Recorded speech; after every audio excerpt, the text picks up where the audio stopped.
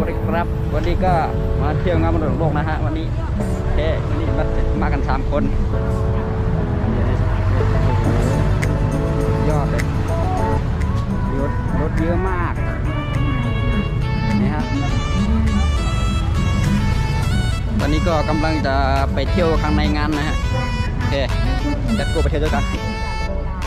นี่ก็งานอยู่ตรงไหนก็ไม่รู้นะไม่เห็นงานเลยก็เดินไปเรื่อยๆนะครับนี่เดินเห็นแล้วเริ่มเห็นคนขายของทุกอย่างแล้วนะ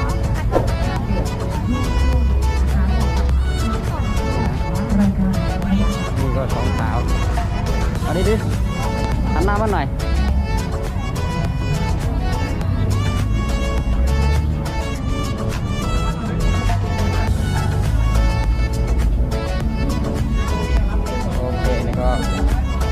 เข้าในงานแล้วนะทุกคน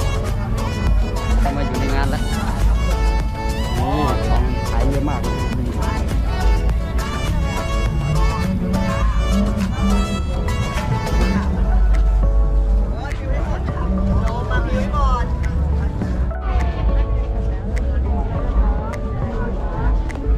อยากเที่ยวงานก็ถ่ายดิ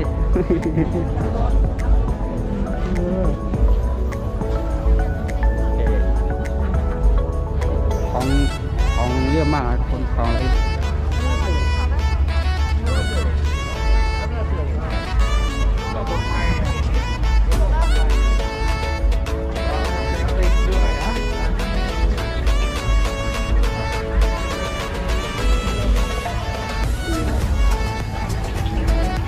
นี่งานเรียบร้อยนะฮะ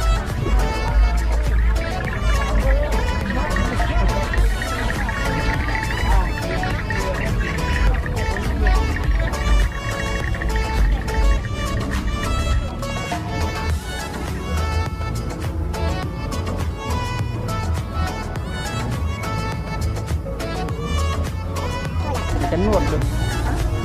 เป็นนวดด้วยวะ